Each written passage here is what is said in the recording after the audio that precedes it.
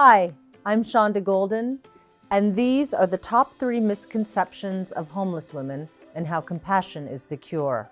Let me take you back in time. I'm 15 years old and I love all things music, art, fashion.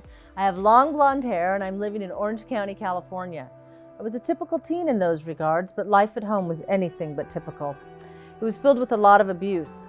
My mother, God bless her for her own reasons, had married a man who I refer to as the demon. Before the demon entered our lives, life was very idyllic. I remember days on the beach, the smell of suntan lotion, and listening to the Beach Boys on our transistor radio. Then the demon came into our lives and everything changed. Violent, check. Controlling, check. Predator, check. When I was 15, I decided I had enough, so I left. When I think of that 15-year-old girl, she was so smart and so brave. I'm at the age of 15 and I'm on the streets, and I like to think of myself as a pretty quick learner and pretty resourceful. On the streets, I had learned very quickly that I had a job to do. First job was I had to find food. I figured out how to eat. I got food from churches, the occasional dine and dash, and of course, panhandling.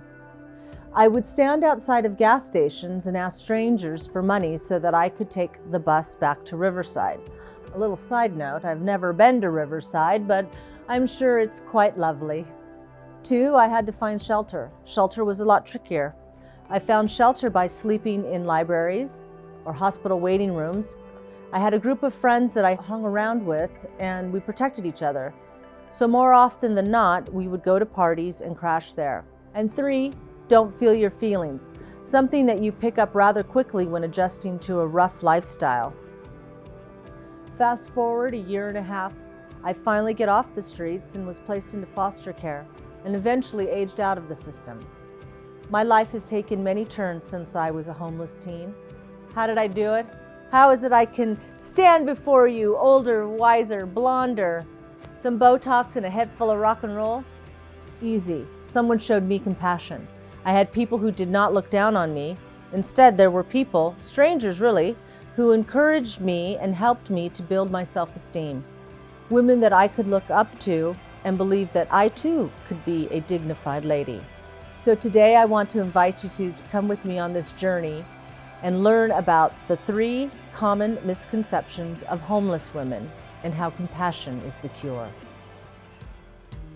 How can we find a cure? By helping these ladies restore their dignity. Let's talk about the 3 misconceptions about homeless women. Misconception 1, they are all drug addicts and alcoholics. Yes, most of them are. However, it is a disease and it is genetic. A lot of these ladies have experienced extreme trauma. I like to think of trauma as the gateway drug. This is one of the reasons why they are practicing drug addicts and alcoholics. Misconception 2, they are all lazy. Laziness comes from bad learning, generation after generations of poor diet, being taught to have very low expectations, and the development of depression, once again linking back to their experience with extreme trauma. In some situations, laziness is learned just as success and problem solving is learned. They need help in being reprogrammed. Misconception 3, that they are all hustlers. Yes and no. They are products of their environment. However, we've all had to hustle in some way. So they're very resourceful in a lot of ways. Aren't we all hustlers?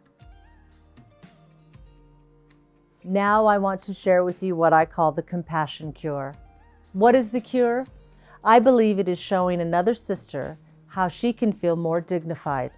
So let's talk about compassion. The dictionary defines compassion as sympathetic pity and concern for the sufferings and/or misfortunes of others. Here are the synonyms for compassion. Fellow feelings, sensitivity, love, tolerance, kindness, humanity, and charity. And that is what Golden Tampon is all about. Since starting Golden Tampon, I have heard stories of women using all sorts of things besides tampons. Let me give you a few examples. Our sisters have been putting newspaper, socks, and toilet paper in their vaginas. I had met a nurse who had treated one of our homeless sisters in the ER who had put a sponge in her vagina, and because of her mental state and her living conditions, she had forgotten.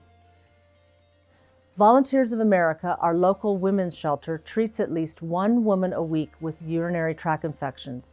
Left untreated, UTIs cause additional mental illness. People approach me and say, "I never thought that homeless women needed feminine hygiene products," which is okay, because now let me tell you about my drive, Golden Tampon. Golden Tampon was established in 2017. The good Lord wanted me to use all this personality and develop a tampon drive in my community. And guess what? I did, and my community has responded. To date, Golden Tampon has collected over 3,700 boxes of tampons and pads for our homeless sisters in Washoe County.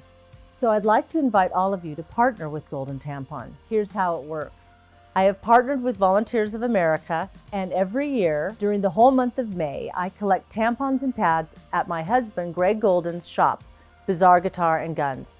Donations come either by walk-ins or are shipped in from Amazon. At the end of the month, we do a guitar giveaway at Bizarre Guitar, along with the Golden Tampon Award. I do accept donations all year long, so please consider making a donation today. In closing, I'd like to challenge all of us, in whatever makes sense to you, to be in the business of doing better. Like the great poet Maya Angelou said, "Do the best you can do until you know better. Then when you know better, you do better." Thank you, and God bless.